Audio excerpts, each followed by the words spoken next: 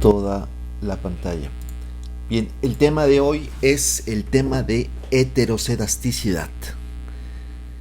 Voy a plantear un poco la idea, conceptualmente, metodológicamente, en qué consiste. Haremos un par de ejercicios, yo los haré y después les pediré que me entreguen ustedes uno de ellos. Ok, así que vamos a poner atención en cuanto a esto. Bien, conceptualmente, nuevamente con la idea de decir las cosas lo más sintéticamente posible, se trata de un capítulo bastante complejo o elaborado que implica una serie de conceptos. Ahí está pues mi pizarra.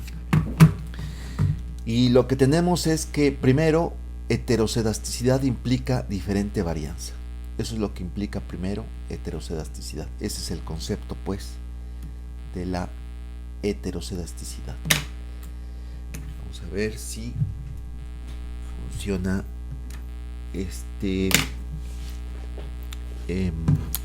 esta especie de libreta que tengo.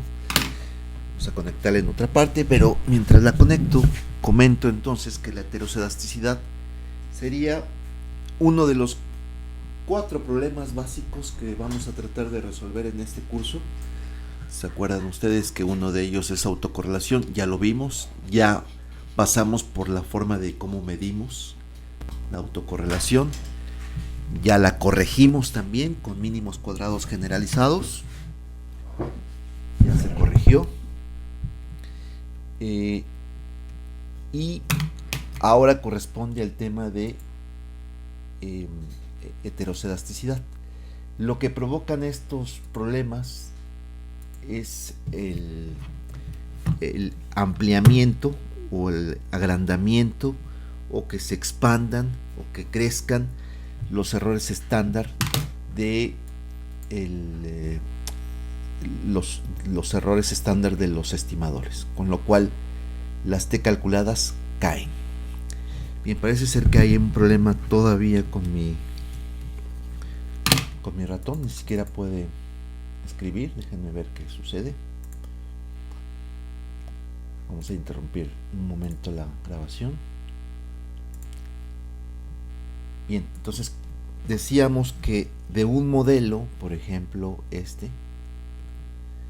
y igual a beta 1 más beta 2 x más el término de error, la autocorrelación implicaba pues que todo esto tenía su índice t, y que entre el término de error de hoy y entre el término de ayer y el de anteayer y el pasado de él, es decir, t-3, entre estos había una asociación, es decir, que este error se relacionaba con el anterior, con el anterior, con el anterior, motivo por el cual en una regresión, si yo ponía ut-1, explicaba el movimiento de ut. Si encontrábamos este tipo de relación positiva, decíamos que la ρ, es decir, la relación entre estos dos, era positiva. Esto hacía que existiera autocorrelación, por tanto la autocorrelación crea que los errores estándar de los estimadores, de estos estimadores, crezcan. Acuérdense ustedes que debajo de esos estimadores en una salida de regresión generalmente se ponen el error estándar del beta 1, el error estándar del beta 2, y la relación de beta 1 entre su error estándar pues es su t calculada. Esta es la t calculada de beta 1, esta es la t calculada de beta 2, y no es otra cosa, lo pongo como ejemplo, que beta 1 entre el error estándar de beta 1, y así lo mismo con el beta 2. Bueno, pues esto es lo que se infla con multicolinealidad, con autocorrelación y con heterocedasticidad. Y la cuestión de la heterocedasticidad es de que mientras tenemos en el tiempo que el error al cuadrado o la perturbación al cuadrado, si la miramos en el tiempo, tiene este comportamiento aleatorio, pues todo va bien. Eso es homocedástico, tiene un comportamiento que está dentro de una banda homocedástica.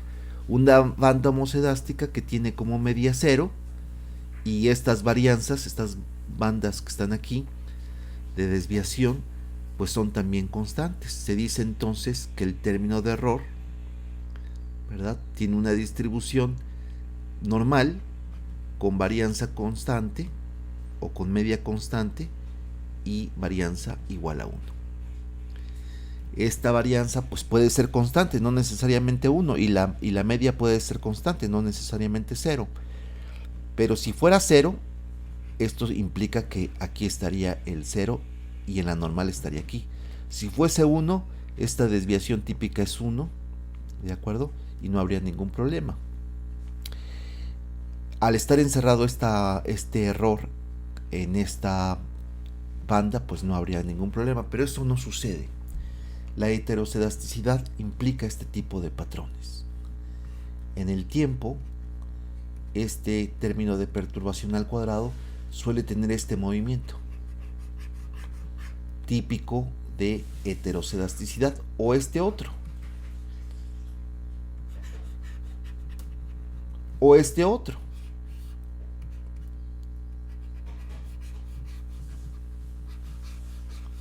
Típicos de heterocedasticidad. Acuérdense ustedes que ya hemos dejado atrás los patrones de la autocorrelación, nada más por pedagogía los menciono. La cuestión era, si tenemos un error, que no al cuadrado, sino simplemente el error del tiempo t contra el ut-1, pues decíamos, si es la nube positiva de puntos, pues la ρ es positiva, más 1. Si va hacia abajo la nube de puntos, tenemos una ρ, ¿verdad?, que es igual a menos 1. Si la nube de puntos más bien no tiene tendencia, pues la ρ es igual a 0. Pero en el caso de la autocorrelación, perdón, de la autocorrelación en el tiempo, la podemos ver simplemente como que en relación al 0, esto sube o baja o tiene un movimiento cíclico, es decir, algo como esto. Estos son patrones típicos de autocorrelación. Pero lo que estamos diciendo es que en el caso de la heterocedasticidad, estos patrones son más bien así. Se presentan de esta forma. Ahora bien, aquí viene ya la cuestión importante. Si nosotros tenemos diferentes varianzas para diferentes tipos de X, si sabemos esas varianzas, pues lo único que tenemos que aplicar es mínimos cuadrados ponderados. Es decir, si tenemos un modelo como este,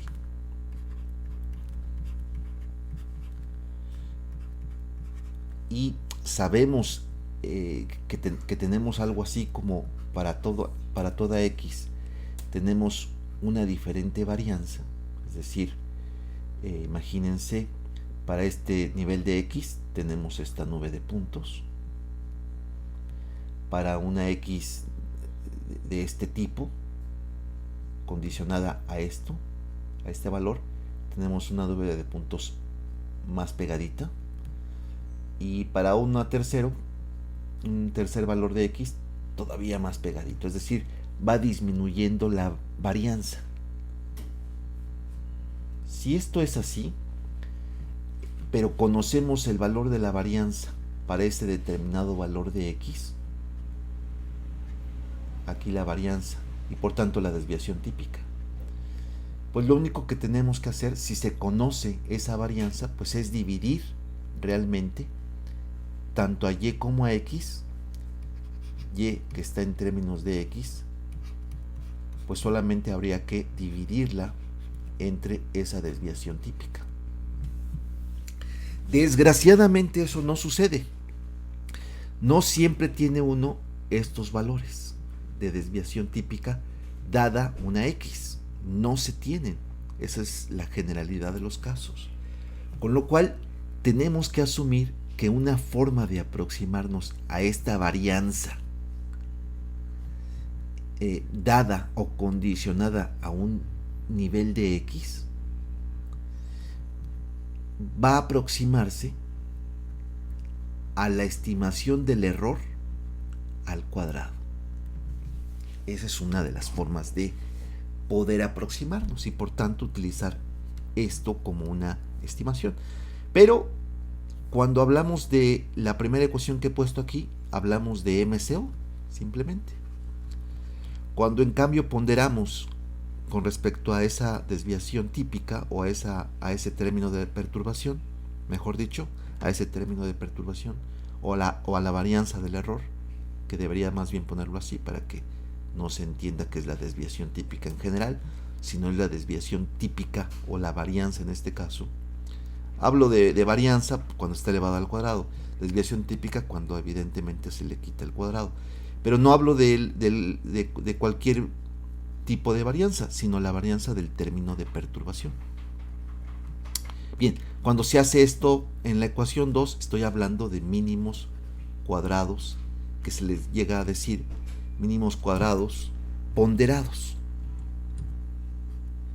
MCP. Entonces tomen en cuenta que cuando corregíamos en autocorrelación era mínimos cuadrados generalizados, y ahora estamos hablando de mínimos cuadrados ponderados, que en el fondo en realidad es lo mismo, solamente que en generalizados ponderábamos ρ, y ahora aquí estamos ponderando el residual de los errores. ¿De acuerdo? Bien. Ahora, dado que generalmente esto no se conoce, la varianza residual, es decir, esto, entonces lo que se suele hacer es lo siguiente. Cuando se desconoce esa varianza residual, vamos a avanzar. Cuando se desconoce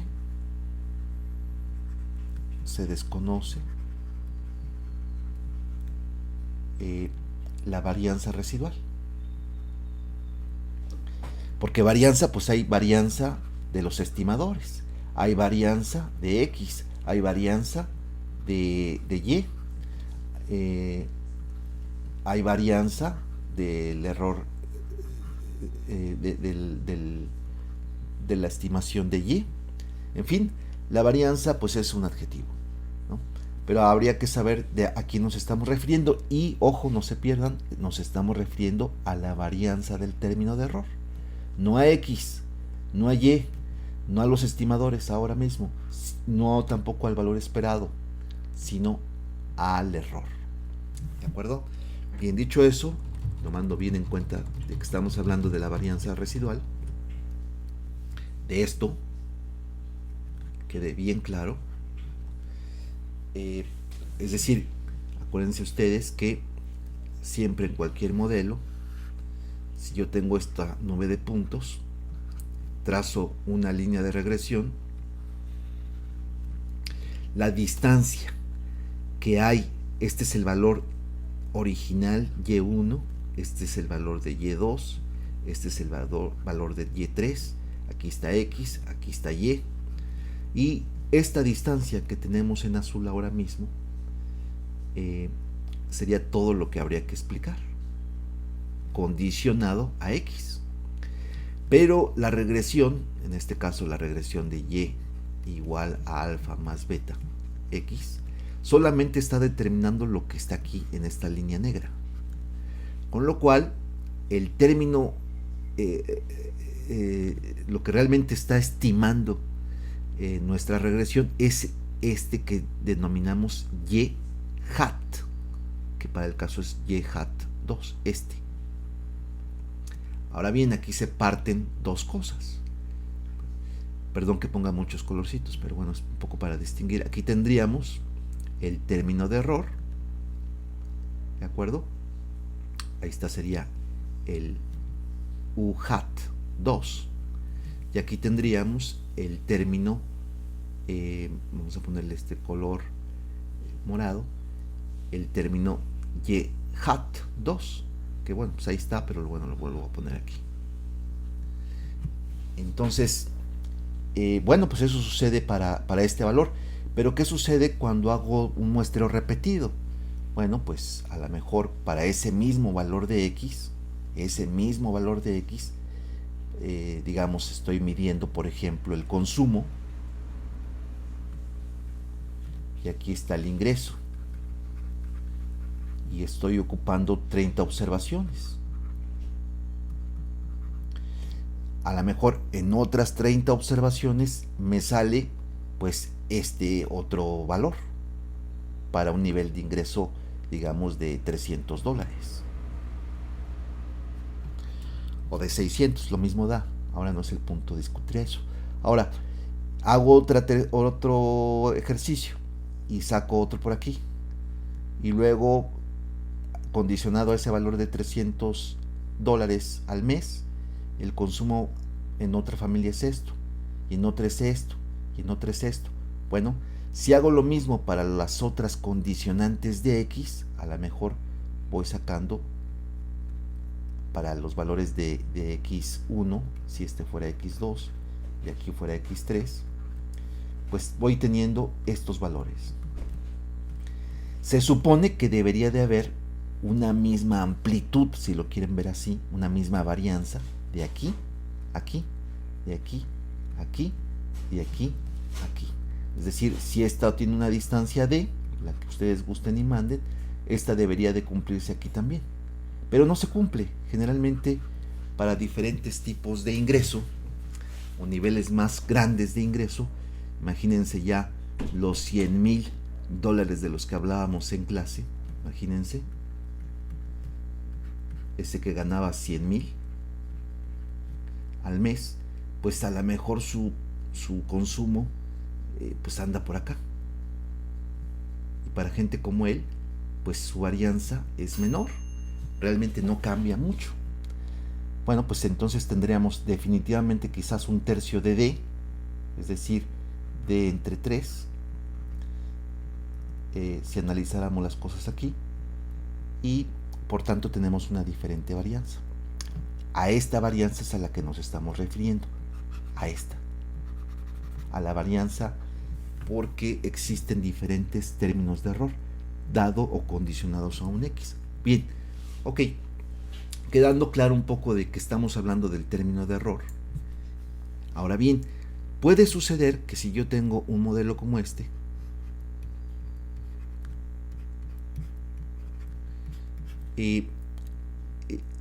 pueda suceder que si obtengo yo el término de error, ahí está, en este caso, vamos a ponerlo así,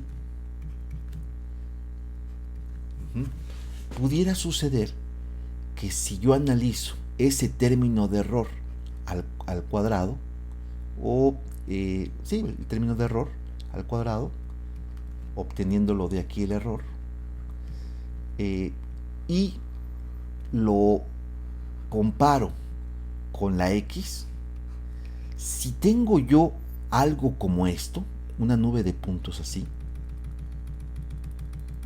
fíjense cómo se están poniendo la nube de puntos, que pareciera una especie como de trompeta, pero de trompeta de esta forma, tendría pues una especie como de cono, totalmente con los bordes totalmente lineales. O podría tener algo como esto. Voy a ponerlo para que haya o exista bastante similitud. Pongo este aquí.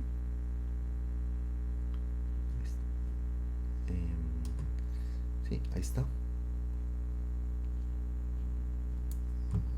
Vamos a verlo. Lo muevo un poquito aquí. Ahí está. Pero ¿y qué pasa si tengo algo como esto? Control. Que en lugar de tener ese cono de esa forma, lo tengo una especie un poquito curviado. Es decir, en lugar de tener esto así, lo tengo de esta forma. Voy a exagerar un poco, de eso se trata también un poco la cuestión pedagógica, ¿no? exagerar a veces las cosas. Entonces lo tengo así.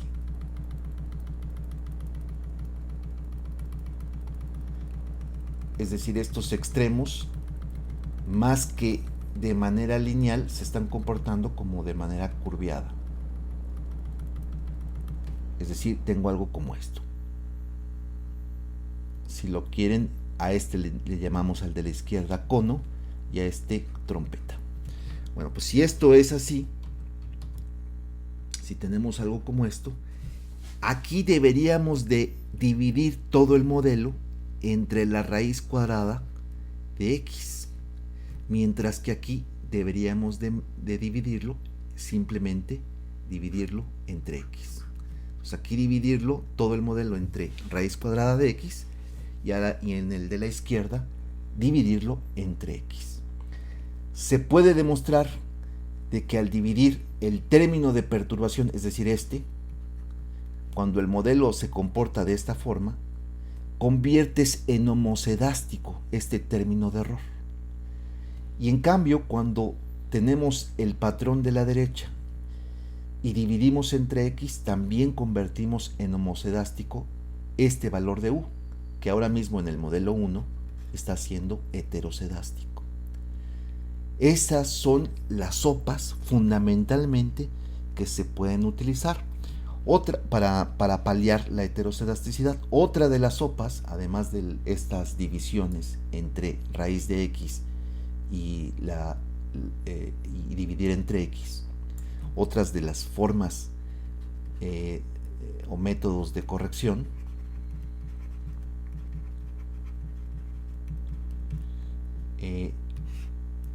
además de este y de este segundo que he planteado por acá, otra de las formas de plantear esto sería lo siguiente. Una tercera, para paliar la heterocedasticidad, es aplicar logaritmos. ¿Por qué? Porque los logaritmos compactan las dispersiones.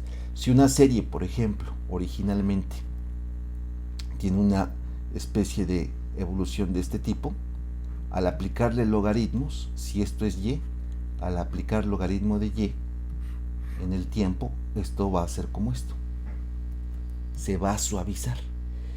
Incluso hay una serie de transformaciones, como la de Box-Cox, que en lugar de aplicar logaritmos, lo que hacen es potenciar a un número fraccionario esa serie, es decir, 1 entre n, y este tipo de evolución que tenemos aquí tan variable puede constreñirse, limitarse a algo como esto, tratando un poco de tener un resultado similar como cuando aplicamos logaritmos. También existen este tipo de transformaciones Box-Cox, que implica un algoritmo que determina a qué potencia deberíamos de estar transformando para convertir o para paliar para convertir un modelo que es heterocedástico en homocedástico en su residual. Otra de las formas, una cuarta, también tenemos otra, es plantear una división entre lo pongo aquí, una cuarta, además de estas transformaciones, es la de dividir todo el modelo. Fíjense, dividirlo entre el estimado de y, es decir, el y hat. También puede aplicarse eso. Entonces, vean ustedes que tenemos estas 4 sopas para poder corregir la heterocedasticidad. Ahora lo veremos con ejemplitos concretos, pero hay que tener un poco idea. Una es dividir entre la raíz cuadrada de x, si esta relación de u2 o de u cuadrada con x es de esta forma, como en la izquierda, o si es como en la derecha, pues dividirlo entre x. Otra es, desde luego, aplicar logaritmos o la transformación de Box-Cox. Una cuarta es dividirlo entre el valor esperado de y. ¿De acuerdo? Bien, ahora antes de ver este tipo de correcciones, ¿cómo lo detectamos? ¿Cómo detectar? Bueno, existen varias pruebas realmente econométricas para hacerlo. La más famosa de todas ellas es la prueba de White, que en ciertas situaciones se aproxima, debería de ponerlo así, porque es equivalente a la prueba de Breus-Pagan, ¿de acuerdo? Y básicamente consiste en obtener este valor, bueno, lo voy a plantear, teniendo un modelo muy simple como este, alfa, beta x1, beta x2, y un término de error. Y aquí extraigo, ¿verdad? De esta ecuación extraigo el valor de u. Entonces lo obtengo, implicará por tanto obtener u, lo obtengo y luego en otro momento tendré el u al cuadrado. Por cierto, cuando estamos hablando del modelo poblacional, esto se le denomina error. Cuando hablamos de que es simplemente una muestra, no es toda la población, se le llama a eso no error, sino se le llama residual. ¿De acuerdo? Entonces, igual, como cuando teníamos que la población y la muestra en los estimadores, pues esto se denominaba de esta forma, ¿no?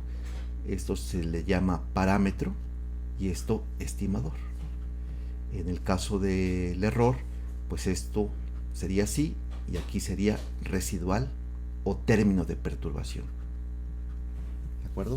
En algunos contextos pues se habla de forma indistinta, error o perturbación, pero si hablamos de una muestra estamos hablando de perturbación, bueno, o residual. Bien, en ese sentido, entonces, esto que tenemos aquí podemos plantearlo en un segundo momento, ya propiamente con la prueba de White, el error al cuadrado estimado, ponerlo en función de gamas, en este caso gamma 1 o cualquier otra letra, no necesita ser una gamma, podría ser incluso, pues no sé, otra letra, pero bueno, voy a poner gamas, aquí está, gamma 1, luego gamma 2, en este caso sería x, luego fíjense, gamma 3, x1 al cuadrado, luego gamma 4, x2 a secas, así lineal, gamma 5, x2 al cuadrado, y luego todavía encima existe la prueba de White en términos cruzados, es decir, se cruza en un momento posterior el x1 multiplicado por el x2 más el término de perturbación de este modelo 2, que podríamos ponerlo como epsilon, ¿de acuerdo? Y donde epsilon, vamos a suponer que estamos hablando de un análisis temporal, le pongo a todas t, si esto es así, entonces este será epsilon t, y donde se supone que ahora sí, en esta prueba, epsilon t tiene una distribución normal, media cero y varianza constante. Bueno, el caso es que esta prueba, que en el número 2, la ecuación número 2, es la prueba de White, y es la más famosa. Esto de White en términos cruzados es por esto precisamente. ¿De acuerdo? La prueba de White sin términos cruzados, pues no contempla este componente. ¿Vale? Ok, dicho eso, ahí está. Después hay una serie de pruebas que ya las vamos a ver, aparte de la de White, pero que esta es la prueba reina, así como en la Durbin-Watson es la prueba reina de la autocorrelación, aquí la prueba White en heteroscedasticidad es la prueba madre. Ahora bien, hay otras, Glexer, las vamos a ver, Harvey, Goldfein-Quandt, también es otra de las pruebas, Spearman, también es otra de las pruebas, Breus-Pagan, también es otra de las pruebas, y también por supuesto existen los métodos gráficos. que ya un poco los dijimos, que era ver en el tiempo qué sucede con el u al cuadrado y también ver o relacionar el término de perturbación al cuadrado con alguna de las variables, sea con x1 o sea con x2 o incluso con el y hat. ¿Vale? Estas son todas las pruebas que podemos utilizar. Hay todavía muchas más de estas que estoy planteando, ¿de acuerdo? Pero por ahora nos quedamos con estas. Bien, entonces tenemos ya una serie de platillos llamados detectores de heterocedasticidad y tenemos ya las formas planteadas de cómo corregirlo. En esto básicamente reside la teoría de el problema de la heterocedasticidad. Y desde luego tratar de convertir un modelo que es heterocedástico en su perturbación en homocedástico. Vamos pues rápidamente a plantear de forma práctica esto que hemos estado planteando aquí. Vamos pues, vamos a ello y pongan atención porque van a tener que entregar pues este ejercicio. Yo les envié por medio del correo electrónico, es más para que no haya ningún problema, lo voy a bajar yo mismo de mi correo. Archivos, ahí dice para medir y corregir heterocedasticidad. Voy a bajar en primera instancia, fíjense ustedes, uno de ellos. Voy a bajar déjenme ver uno que podría tener sentido.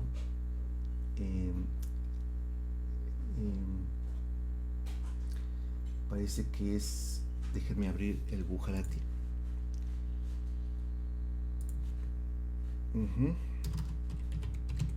Ahí está.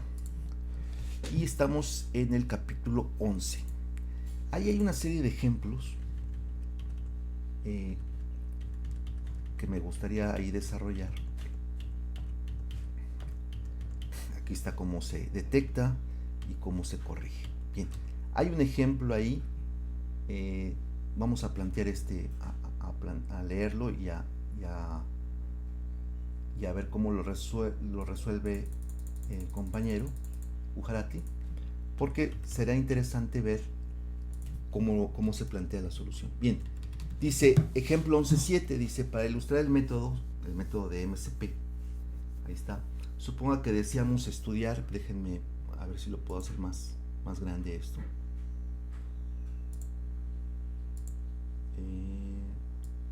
Entiendo que así, eso es, que se vea lo más grande posible. Ahí está. Eso es. Entonces dice, suponga que deseamos estudiar la relación entre remuneración y salarial y el tamaño de la planta. Entonces, ¿cuánto le pagas a tus empleados y cuál es el tamaño de tu planta? Y tenemos en un primer ejercicio que les pagan $3,396, imaginémonos, y el tamaño de la planta pues realmente es una variable ordinal, de orden. Están ordenadas de la más pequeña a la más grande. Se puede observar de inmediato que la más pequeña gana 3,396 y la más grande 4,843, es decir, casi 5,000. Bueno, si vemos cada empresa y vemos la plantilla de la empresa pequeñita, es decir, de esta empresa, vemos que la variabilidad que existe en esa empresa es de 742. Acuérdense ustedes que la desviación típica es una medida de dispersión de la información. Entonces significa que la media es de 3,396, para decirlo pronto, pero se le puede pagar, para decirlo pronto también, 700 menos a alguien de esa empresa, o 700 más, es decir, casi $4,000 en esa misma empresa 1, con tamaño 1, el más pequeñito en esta encuesta. En cambio, en la empresa grandota, la 9, se le puede pagar $5,000 para redondear las cosas, y tiene una desviación típica que en esa misma empresa 9 se le puede pagar 4,000 o se le puede pagar 6,000 a ese trabajador. ¿De acuerdo? Obviamente aquí tenemos los datos transformados, están siendo divididos por esta información que tenemos de más, y en ese sentido estamos ya ponderando. Ahí dice, ahora sea Y la remuneración salarial promedio por empleado y X el tamaño de empleados o del tamaño de la empresa. Se hace esta regresión 1161, ¿de acuerdo? Y se obtienen los siguientes resultados. Ahí está.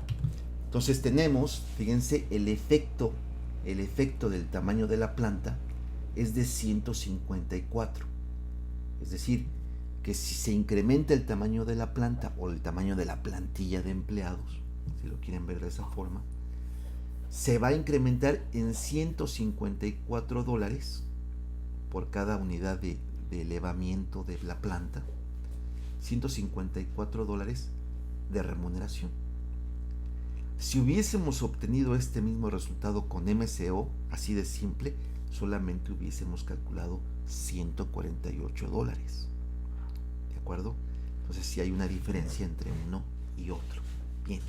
Entonces esa es la diferencia entre ponderar la varianza y no ponderar. Bueno, ok. Vámonos más adelante. El caso más general, cuando no se conoce nada de esta varianza. Y entonces aquí se plantean una serie de ejercicios. Y aquí se plantea lo que comentaba hace poco, ¿no? Aquí tenemos la trompeta, ¿de acuerdo? Hay que dividir todo entre X, ahí está el planteamiento, y después hay que dividirlo si en cambio es una relación lineal entre la raíz cuadrada de X. Bueno, ok, ahí está, si esta es lineal se divide entre la raíz cuadrada de X. Bien, pero hay una serie de ejercicios aquí que son los que quiero plantear. Vamos pues a detectar primero. Entonces, creo que ahí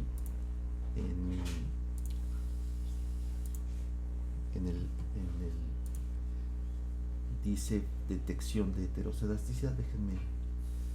Pruebas de heterocelasticidad, la 11.5, por favor, abran 11.5. Ahí está, lo estoy descargando. Son las pruebas de heterocelasticidad. Vamos a detectarlo primero. Y este viene de la tabla 11.5. Vamos a ver la tabla 11.5 por acá.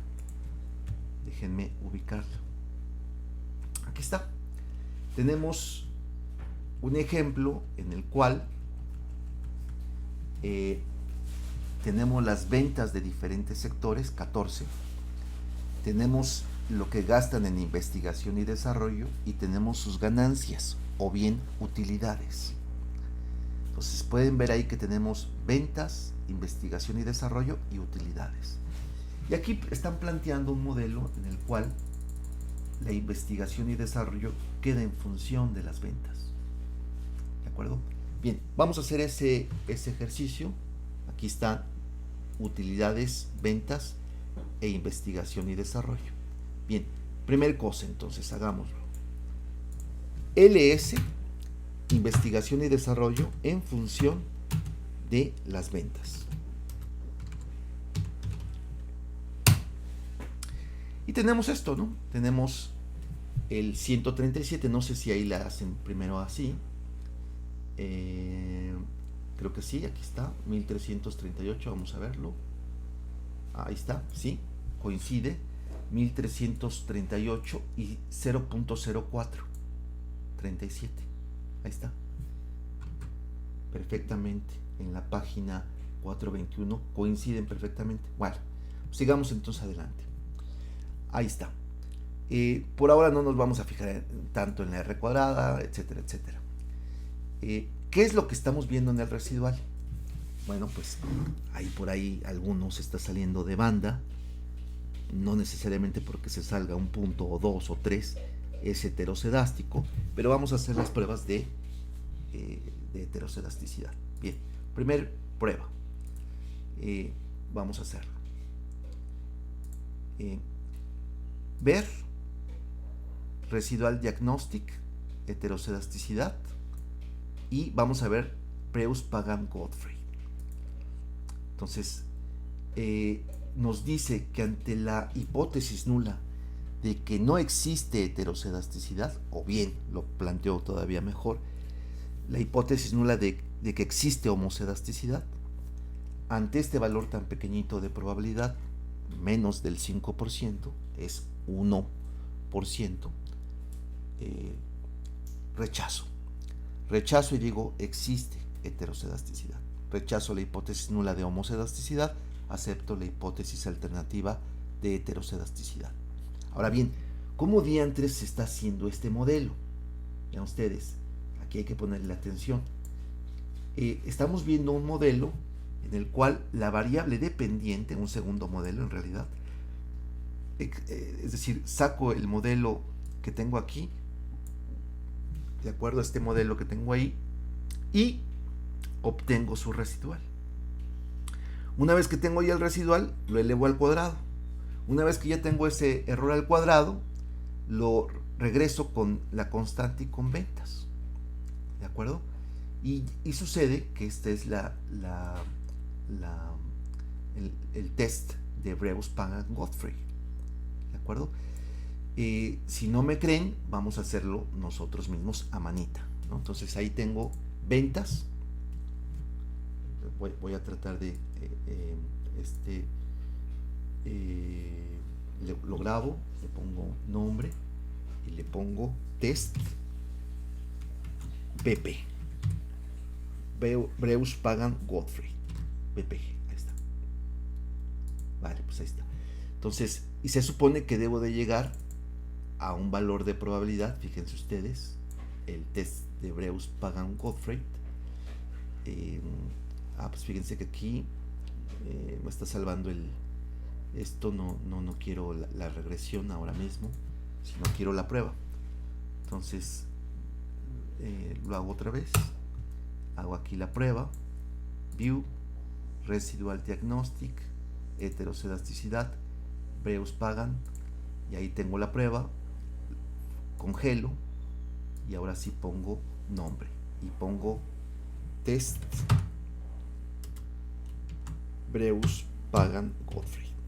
Ok, y debería de tener un valor de probabilidad de 1.08%. 1.08%. Vale, ok, con eso en mente, pues hago entonces a mano todo esto. Hago este modelo otra vez, obtengo su error, make residual series, ya lo hemos hecho en otras ocasiones. Una vez que tengo ya la regresión, me voy acá, me voy entonces a make residual series, y como ya utilicé U, voy a utilizar, si me permiten, el R de residual.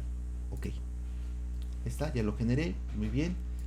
Y ahora lo que voy a hacer es elevarlo esto al cuadrado.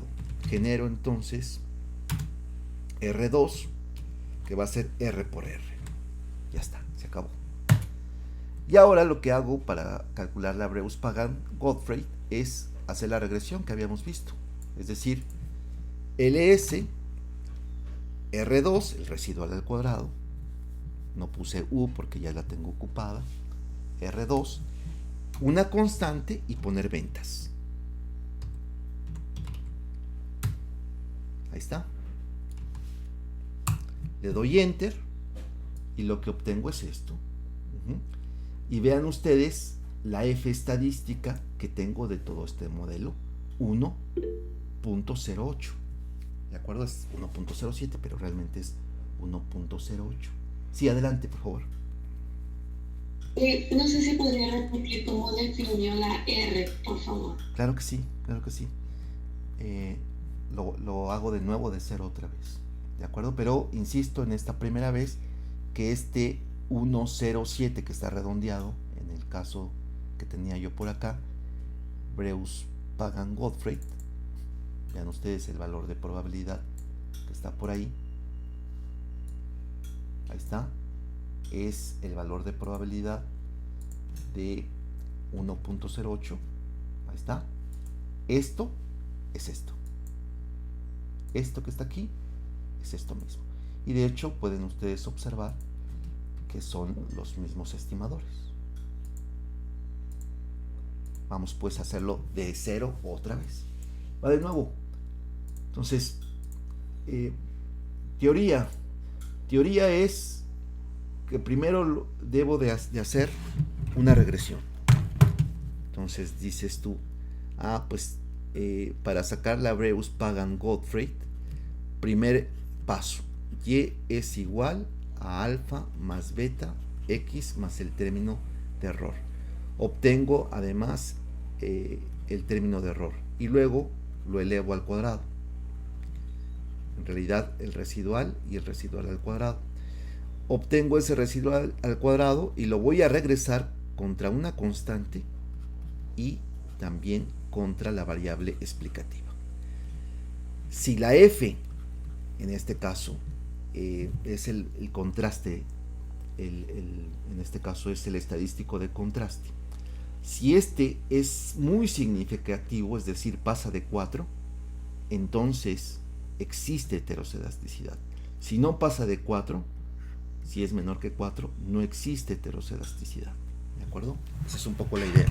Haciéndolo otra vez desde cero, entonces borro esto y borro mi r y mi r al cuadrado, las dos. Y entonces digo, primer cosa, ¿qué quiero regresar? ls y d en función de una constante y de ventas.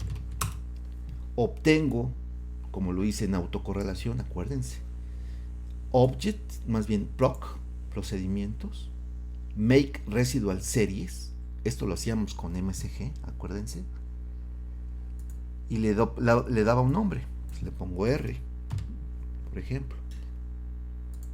Ahí está, ya lo calculé. Claro, ahora necesito calcular la R cuadrada. Entonces genero, así se pone en eViews, en Stata se pone solamente así, ¿de acuerdo? Pero en eViews se pone de esta forma. Y ponemos R2, es igual pues a R por R. También pude haber puesto R al cuadrado, ¿no? Cualquiera de las dos es válida. Ahí está. Entonces ya tengo R cuadrado. Ahora hago la regresión de este término de perturbación en función de una constante y en función de ventas. Quiero ver si las ventas están relacionadas con la varianza. Ese es en el fondo lo que estoy haciendo. Y ahí tengo Enter. Y nuevamente tengo el 1.08. ¿De acuerdo? De hecho, me está diciendo que las ventas están explicando la varianza o la variable proxy de varianza residual, es decir, el R hat al cuadrado. ¿Sí, compañera? ¿Ya queda un poco más claro eso? Espero que muchas sí. Gracias. Espero que sí. Lo voy a repetir con otro ejemplo, así que no se me preocupen. Ahí está. Entonces ya lo tengo. Ahora bien, ¿qué hubiese pasado si al hacer el modelo original quiero calcular otro tipo de prueba? Este es el modelo original, es decir, lo hago de nuevo, ls, investigación y desarrollo en función de ventas, Enter. Este es el modelo original. Bueno, pues si calculo en lugar de la Breus Pagan Gottfried, si calculo, por ejemplo, la prueba de heterocedasticidad de Glexer, vean ustedes, me dice, tienes que calcular el valor absoluto del residual y ponerlo en función de una constante y de ventas. Ah, interesante.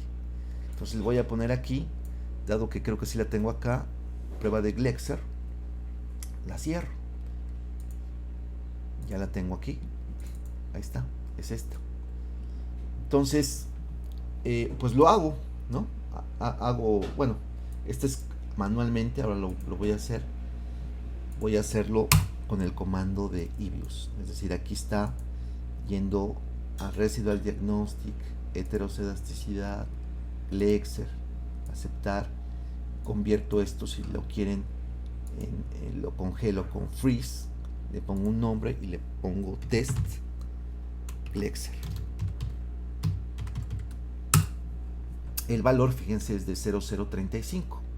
Vamos a acordarnos de eso. A ver si lo puedo dejar aquí sin que me moleste. Ahí está.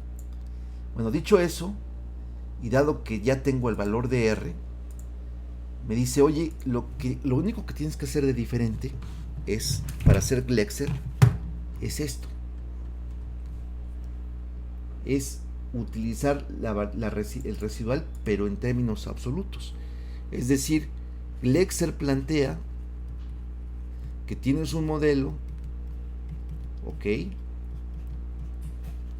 que tienes un residual, pero que ese residual le vas a sacar valor absoluto. Y ese valor absoluto ahora va a ser la variable dependiente que vas a poner en términos de una constante y la vas a explicar por la variable original. Nuevamente, el estadístico de contraste es F. Si la F es estadísticamente significativa, hay heterocedasticidad, es decir, si es mayor que 4, y si no lo es, pues no hay heterocedasticidad. Ese es en el fondo lo que está haciendo. Vamos a hacerlo acá, y el valor absoluto en eViews se pone de esta forma, apps. Me parece que es @apps, pero si no, lo pongo simplemente como apps, ya me dirá que es error. No es R cuadrado, sino la R, tal cual, ¿de acuerdo? Y en función de una constante y en función de la variable, en este caso, ventas. Ahí está. Vean que lo que está a la derecha, que es lo que hace la eViews con sus comandos y todo esto, aquí está. Y lo he hecho manualmente en la izquierda, en la pantalla izquierda, en la parte izquierda, y es exactamente lo mismo. La F0035 aquí, a mano, y en términos de comandos, si lo veo por acá, es 0035. Exactamente lo mismo. Y así puedo irme con todas las pruebas que tenemos por acá, con todas. Por ejemplo, la prueba de Park. Bueno, a ver. La prueba de Park la plantea ahí Gujarati, pero no está en eViews. Vamos a ver una que sí esté en eViews. Entonces planteo el modelo original nuevamente. Otra prueba que tengo por acá es la prueba reina de White. Con esto creo que sería bueno terminar esta idea. White. Y dice, oye, ¿incluye los términos cruzados que ya sabemos de dónde vienen o no? No, pues ¿sabes qué? No. Vale, ok. Y dice, mira, pues en realidad el valor es de 1%, con lo cual rechazas hipótesis nula y existe heterocedasticidad. La hipótesis nula es, existe homocedasticidad. Y aquí lo que vas a utilizar es el residual al cuadrado y explicarlo por ventas al cuadrado. Eso es. Si hubieses tenido otra variable X, pues hubiese sido la otra variable también al cuadrado.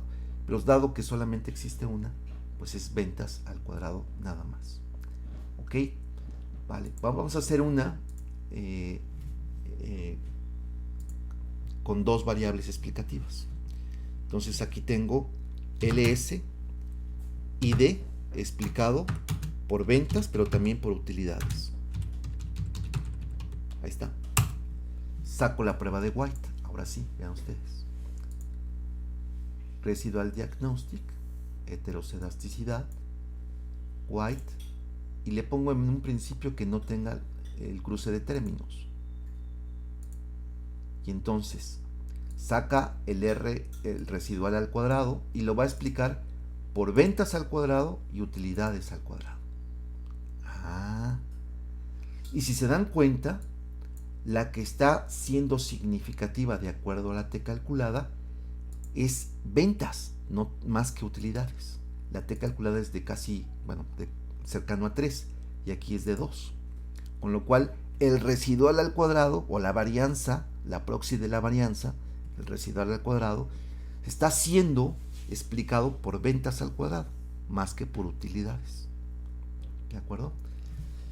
Es cierto, aquí es 5.4. Técnicamente diríamos que no hay heterocedasticidad, pero bueno, esta es la forma de calcular la prueba de White. Ahora, ¿qué hubiese sucedido si calculo el modelo original, ahí está el modelo original otra vez, y le digo términos cruzados. White, inclúyeme por favor los términos cruzados de White. Entonces hace una prueba mucho más exigente, sigue utilizando los residuales al cuadrado, pero ahora fíjense, utiliza ventas al cuadrado, utilidades al cuadrado, utilidades a secas, ventas a secas o ventas lineales, ventas elevadas a la 1, no al cuadrado, utilidades elevados a la 1, no al cuadrado, y luego el conjugado, ventas por utilidades. ¿De acuerdo? Esta es la prueba que está haciendo. Y bueno, pues ahí se observa que nuevamente, ante esta prueba más exigente, no existe heterocedasticidad, se acepta homocedasticidad. Ahí está. Bueno, pues así podría ser con las demás pruebas que por ahí todavía hay, ¿no? Si le doy aquí Stats y veo si hay alguna otra prueba, está la de Harvey, me parece, es la otra que hay aquí. Y la prueba de Harvey plantea el logaritmo del residual al cuadrado explicado por ventas y utilidades. En eso consiste la prueba de Harvey. Y en este caso parecería que sí existe heterocedasticidad con la prueba de Harvey. Alguien podría decir, bueno, pero pues entonces ¿qué hago? Glexer, Harvey, White, ¿me pueden decir cosas diferentes? Sí. White te puede decir cosas diferentes a la de Glexer. Y entonces ¿a quién le hago caso? A la prueba más potente. Así como cuando medimos alguna pared o algún objeto y lo queremos medir de forma milimétrica, si utilizamos un flexómetro de los que utilizan los albañiles, nos puede dar 10.2. Pero si utilizamos un metro digital o láser, mejor dicho, a lo mejor me dice que es 10.28. ¿A quién le hago caso? Pues desde luego al instrumento más elaborado, ¿no? En este caso, más complejo, pero que da resultados más elaborados, más precisos. Con lo cual, dado que la prueba de White es más precisa, le daríamos caso siempre a la prueba más potente, a la prueba de White. ¿A cuál prueba le hago caso en autocorrelación? ¿A la Durbin-Watson o a la prueba multiplicador de Lagrange? A la prueba multiplicador de Lagrange. Aunque es más famosa la Durbin-Watson, es mucho más precisa el multiplicador de Lagrange. Durbin-Watson solamente puede medirte la autocorrelación de primer orden, pero no de segundo orden. Tiene otra desventaja. La Durbin-Watson, si no estás calculando la constante, no te sirve de nada. ¿De acuerdo? Si además estás utilizando como variable explicativa la misma variable dependiente de forma rezagada, no te sirve la Durbin-Watson. Tienes que utilizar la prueba multiplicador de Lagrange, es más general, es más potente. Pues así lo mismo con la prueba de White, con términos cruzados, ¿de acuerdo? Es la más potente. Bueno, ok, ahí está. Bien, pues entonces aquí están todas las pruebas para el modelo original, es decir, solamente las ventas. Vean ustedes, Glexer nos dice, aquí la prueba de Glexer, que se rechaza la hipótesis nula. Hay heterocedasticidad con Glexer.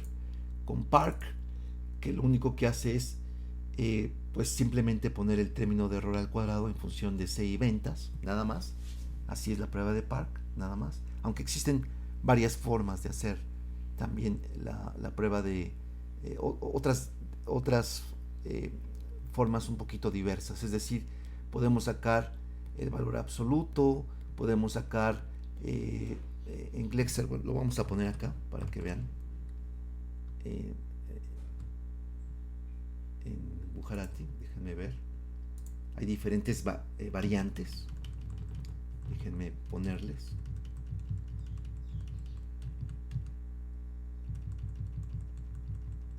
Aquí está. Glexer, pues saca el valor absoluto, pero lo corre con la x al cuadrado, con la x lineal, con la x al cuadrado, con el inverso de x, con el inverso de la raíz de x, y con este que es un modelo no lineal, por tanto no podemos aplicar MCO. Pero hay esas 4 variantes en Glexer, ¿de acuerdo? Podría hacerse. Por eso es que Ibius, por cierto, nos dice, oye, ¿quieres hacer otra prueba diferente de heteroscedasticidad? Pues ahí pon tú lo que quieras, vale, ok. Bien, vámonos entonces a la corrección. Ya vamos a la parte de la corrección, ¿de acuerdo? Vamos a suponer que estamos haciendo el modelo más simple, que es el de ventas, y tenemos, obviamente, que Glexer dice que hay heteroscedasticidad. Se rechaza aquí.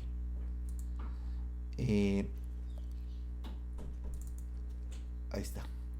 Se rechaza que exista homocedasticidad. Hay heteroscedasticidad con Glexer. Con Park nos dice que también, de hecho, vean ustedes que la F estadística, el F, que no el valor de probabilidad, es mayor que 4, es 9. En Glexer era 13, mayor que 4. Hay una relación inversa, ¿no? Si esto crece, el F estadístico crece, la probabilidad decrece. Bueno, la prueba de White nos dice 4.22, es decir, rechazamos porque es menor al 5%, es 4%. Vale, pues entonces decimos, muy bien, pues entonces parece ser que hay ahí un problema, ¿no? Dices, bueno, pues entonces, ¿qué hago? Voy a investigar entonces ese término de error al cuadrado, es decir, U, lo voy a elevar al cuadrado. Me voy a asegurar de que de esta ecuación salga un término de error que sea realmente el U. Entonces voy a utilizar este U.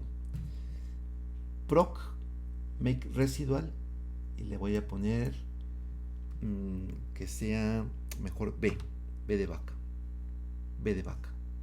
Ok, entonces ya tengo B y le voy a calcular, por supuesto, su cuadrado. Me parece que son los mismos, U y B. Déjenme checarlo, pero quería asegurar. Sí, son los mismos, o sea que puedo utilizar indistintamente U o B, no hay ningún problema. Dicho eso, genero entonces U2. Como ustedes saben, es al cuadrado. U por U. Ok, ahí está. Y ahora veo si existe un patrón que relacione el término de perturbación al cuadrado con, en este caso, las ventas. Entonces, pongo U, más bien pongo las ventas primero y luego U al cuadrado. Saco una gráfica de dispersión, ustedes se acordarán, ver, gráfica, dispersión, scatter. Y vean ustedes cuál es el patrón, ahí lo pueden observar. Es un patrón que apenas se logra distinguir, es decir, pareciera que es más que una trompeta, es un cono, ¿de acuerdo? Son pocas observaciones, por supuesto, pero podríamos plantear plausiblemente que es un cono. Y si es un cono, entonces tenemos que dividir entre la raíz cuadrada de x, ¿de acuerdo? Si fuera una trompeta, simplemente dividimos entre x. Entonces hay que dividir todo entre la raíz cuadrada de ventas. Vale, pues hagámoslo. Cerramos esto. Ahí, fíjense que ahí está. Entonces, tengo este modelo, ¿no? esta variable, esta gráfica. De hecho, creo que debería de hacerlo de esta manera. Ventas, o bien, si ventas, U2, y guardo esta gráfica. Digo, view graph. Lo estoy haciendo por segunda vez la gráfica. Scatter. Y ahí tengo la gráfica. Le doy freeze, congelar, y le doy un nombre. Entonces, le pongo aquí U2 versus guión bajo ventas. Le puse una cedilla, por eso es que me da ese problema. Entonces le doy nombre U2 versus ventas. Ahí está, ya lo guardé. Ya debe de estar un objeto gráfico. Aquí está. Ahí está. Sí, incluso le voy a exagerar los puntos, ustedes no necesitan hacerlo. Le exagero los puntos para que se vean más grandes. A ver si... Ahí está. Símbolos. Ahí está. Entonces, vean ustedes, si esto lo veo yo de una forma esquemática, pues podría plantear algo como esto, ¿no? Copio esta gráfica y opero ahí en Paint. Y digo, ¿saben qué? Pues pienso que es plausible que las aristas de esta figura pues son un cono. Eso es. Entonces, por tanto, tendría que dividir todo entre, ¿verdad? Entre la raíz cuadrada de la variable x, es decir, de variable ventas. Si fuera o si hubiese sido algo como esto, que no lo es, tendría que haber dividido entre x todo el modelo. Pero eso parece ser que no es lo que se observa. Entonces voy allá y entonces digo, vale, pues ok, cierro esto y digo, entonces mi modelo original, que era este, lo voy a reconvertir dividiendo todo entre la raíz cuadrada de ventas. Y esto, ustedes estarán de acuerdo que es lo mismo que hacer esto. ¿De acuerdo? Le pongo aquí un paréntesis para que no haya ningún conflicto. Ahí está. Y de lo divido con ventas, raíz cuadrada de ventas. La constante pasa a ser 1 entre raíz cuadrada de ventas. ¿De acuerdo? Y las ventas se dividen entre la raíz cuadrada de ventas también. Solo que matemáticamente esta expresión es esto. Fíjense. Si yo tengo originalmente que y es igual a alfa más beta x y todo lo divido en un segundo momento entre la raíz de x, dado que esto es un vector de unos, esto es 1 entre raíz de x, beta x raíz de x. Pero por la ley de los exponentes, este último monomio realmente es esto, es x elevado, si subo esta raíz, la subo arriba, es x a la 1/2, negativo. Ustedes saben que se suman los exponentes y en este caso me da, se sobreentiende que aquí es un 1, 1 menos 1/2 pues es 1/2, con lo cual todo esto que está aquí realmente es raíz cuadrada de x. ¿De acuerdo? Obsérvenlo con cuidado y verán que es así. Dicho así, entonces realmente lo que tengo que hacer aquí, en lugar de poner todo esto así, aunque se pudiera quedar así, pero en el fondo realmente es la raíz de x. Así. Podría dejarle el paréntesis, de hecho se lo voy a dejar, pero podría dejarlo sin paréntesis. Ahí está. Y hago MCP. Esto es MCP, compañeros. Pues ahí tengo ya el mínimos cuadrados ponderados, ¿de acuerdo? Vean que si comparo MCP con MCO, es decir, la primera regresión, esta que está acá, déjenme ver si tengo algún MCO. No lo tengo, entonces voy a poner aquí, si me permiten, nombre MCP. Ok, y hago el modelo original y le pongo MCO. Dicho eso, ya se guardaron ahí y comparo. A la izquierda MCO, a la derecha MCP. Vean ustedes que se parecen bastante las pendientes, no así el intercepto, pero las pendientes sí. Vean ustedes, la pendiente es 0.04 y a la derecha ahí tenemos, fíjense ustedes, 0.05. O sea, se parecen bastante, ¿no? Pero ganamos algo, mientras que aquí las ventas no eran significativas, aquí las ventas sí que lo son, sí son significativas. Vean ustedes, ese es un detalle donde está Dios o el diablo, como ustedes lo quieran ver. Ahora, si yo veo los residuales de MCO, ahí veo ese punto. Si yo veo los residuales de MCP, pues sí aparece el punto ahí, pero en términos de la relación con Y y el residual, no es tan significativo. Bueno, a ver si es cierto. Se supone que debió de haber corregido la heterocedasticidad. ¿Por qué? Porque aquí la prueba de White, vamos a ver la prueba de White, me dice que es de 4%, con lo cual rechazo que exista homocedasticidad. Con MCP, ¿qué sucede? Heterocedasticidad, White, le quito esto de términos cruzados y vean ustedes que es 6%. ¿De acuerdo?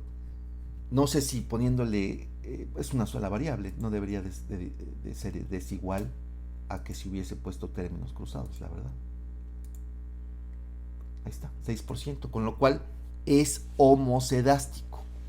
MCP es homocedástico, con lo cual ya puedo confiar en este modelo. ¿De acuerdo? Ya puedo confiar en el MCP en lugar de MCO. Bien, ejercicio. Aquí viene el ejercicio que me van a entregar, compañeros. Vale, pues vamos allá. Ya hemos corregido de heterocedasticidad. Hagamos un segundo ejercicio. Desde luego, este lo grabamos. Salvar como. Y le voy a poner, en este caso, clase del 13 de octubre. Este me lo van a entregar, ¿vale? Clase del 13 de octubre. Y debe de tener todo esto, todo lo que hemos estado escrito aquí. Selecciono todo el texto, ¿de acuerdo? Ahí está. Control C, Object, New Object, texto, comandos, puedo poner otro nombre y pego. Cierro. Y me pongo aquí, no acá, me pongo aquí, activo la base de datos y salvo. Bien, esto me lo van a entregar, pero el ejercicio propiamente es este que voy a hacer a continuación. De lo que les envié también, compañeros, ahí está. Vamos a ver. Vean ustedes. Sí, adelante. Adelante. Dime, por favor. No sé si quiere que lo lea. No, quisiera saber cómo hizo lo de los comandos. Vale, otra vez, va de nuevo. Rápidamente. Ya lo hemos hecho en otras ocasiones, pero va de nuevo, otra vez. Selecciono. Si tienen este problema de que ya se me cambió esto, que no sé qué, y entra el pánico, nos vamos a ventanas y reseteamos las ventanas personalizadas. Yes. Y les vuelve a la normalidad. Ok. Entonces, tengo aquí toda una serie de comandos que he utilizado. Vale, pues entonces selecciono todo. Ahí está seleccionado. Control C. Ya no hagan esto de control copy, no, pues control C directamente. Ya quedó atrás eso de utilizar copy y luego paste. Control C. Me pongo en cualquier parte de aquí. Object, New Object, texto. Y le voy a poner comanditos ahora. Comandos MCP. Comanditos MCP. Pueden poner otro nombre, por supuesto. Ok. Nos ponemos aquí. Control V. Ahí está. Cerramos. y ya está, comanditos MCP. Me pongo aquí, no acá, sino me pongo en la base de datos, no en la consola, sino en la base de datos. Me pongo en algún lugar y salvo. Ahí está. ¿Vale, compañera? Entonces ahora voy a pasar al otro ejercicio. Hay un modelo que me voy a atrever a hacerlo. Economía subterránea en México. Porque a lo mejor alguno se puede querer hacer algo similar. Esta es una forma de calcular la economía subterránea. La economía informal, la economía de los ambulantes, la economía que no paga impuestos. ¿De acuerdo? Está hecho para México y también para Chile. Ahí están. Vamos a ver el caso de México. Descargo Economía Subterránea México, abro y ahí tenemos los datos del 61 del 60 al 90. Y la ecuación 1, que ahí dice ecuación 1, plantea lo que se llama la tenencia del dinero. Sería largo de explicar, no es el punto tampoco ahora, eso lo podemos hacer solamente si quieren, pero esto es una relación entre la oferta monetaria M4 y M1, ¿de acuerdo? Es decir, billetes y monedas y todo el concepto de dinero. Acuérdense ustedes que el concepto de dinero va más allá del dinero que tenemos en nuestros bolsillos, va también con las cuentas de los bancos, con los pagarés, con los CETES, etcétera. Todo eso es dinero. Todo ese concepto de elementos de dinero, que también son dinero, se pueden agregar y pueden definir lo que se llama el M3 o el M4, siendo que el M1 solamente son billetes y monedas, nada más. ¿Vale? Entonces, esto es la tenencia de dinero en función del producto per cápita, en función de una variable que en este caso es la tasa de interés, en función de los salarios, en función de los impuestos. Esto pertenece, por cierto, hay un libro hecho, y de aquí sacamos este ejercicio, hay un libro sobre esto, la economía subterránea en México, se los puedo pasar después en PDF, ¿de acuerdo? Pero bueno, ahí está, pues entonces. Ahora bien, vamos a calcular de esto la heterocedasticidad, compañeros. Vamos a hacer las pruebas de heterocedasticidad. Pues, primer prueba, residual, Breus Pagan Godfrey, la primerita que está aquí en eViews, que ya vimos cómo se saca manualmente, y nos dice que no existe heterocedasticidad, que es del 57%, tomando como criterio la F estadística. Por cierto, esta es la G cuadrada, el número de observaciones multiplicada por la R cuadrada, esta es la F. Bien, pues es 57%. Entonces ustedes de ejercicio tienen que ponerme la prueba Breus Pagan Godfrey. La copian, ¿de acuerdo? Control C en un Word, la pegan,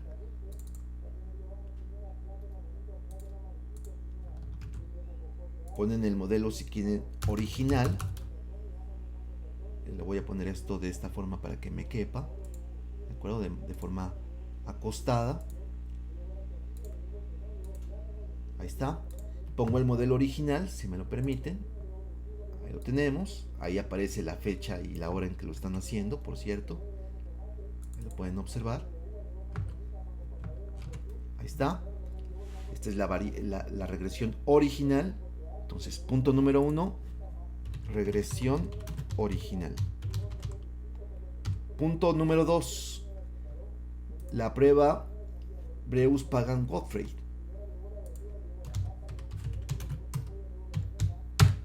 ¿De acuerdo? Ahí está. Le ponemos en otro color para que se distinga. Y le ponemos hasta más grande. Este mismo formato lo copiamos acá arriba, porque es la regresión original. Ahí está. Queda muy a las claras qué cosa es qué cosa. Luego, Además de la prueba de Breus Pagan Gottfried, calculamos, por favor. Tengo 2 minutos, creo que lo puedo hacer. La Harvey. Y la prueba Harvey me plantea esto. Entonces, copio. Puedo quizás con maña puedo hacer esto. Harvey.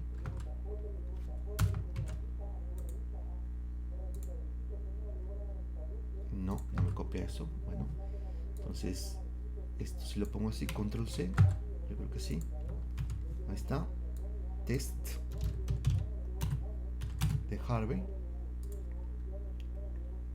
Y ahora sí copio esto, control C, pego y me dice que no hay heteroscedasticidad. Harvey, 74%. Calculo la otra prueba. Vámonos con la prueba, con todas las pruebas que tenemos aquí. Ustedes harán Glexer y yo haré nada más por ahora White. Entonces ustedes pegarán Breus Pagan Gottfried, Harvey, Glexer y la cuarta y última, que es la más famosa y la más potente, White. Ok, ahí está. Control C. Ustedes pondrían aquí Glexer. Y aquí pondrían lo que tendrían que poner. Y aquí White. ¿Sí? Adelante. Que la consulta es si White llevaría términos cruzados o no. Pueden hacerlo de las dos formas, sin cruzados y términos cruzados. ¿Vale? No cuesta nada. Yo lo voy a hacer, fíjense, lo he hecho con términos cruzados. Ahí está. Vean ustedes toda la cantidad de cosas que hay ahí. Las variables lineales, cuadráticas y conjugadas. A esos le llamamos términos cruzados, cuando se multiplican las variables x1, x2, x1, x3, etc. Y aún así, a pesar de que es una prueba más exigente, no hay heteroscedasticidad. No la hay. Términos cruzados. Y hago no términos cruzados.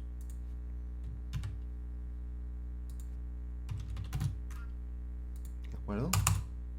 Entonces, no tengo que corregir en este caso particular. Entonces, stats, residual diagnostic, le pongo white,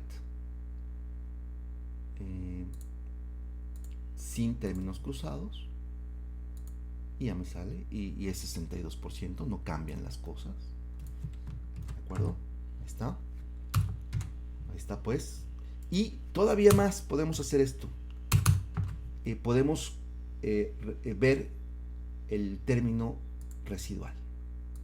Vean, ahí está. Lo hago más grande, ahí lo tenemos. Y podemos observar que no tiene el patrón de lo que yo planteaba en un primer momento en la clase. Es decir, no tenemos ni esto,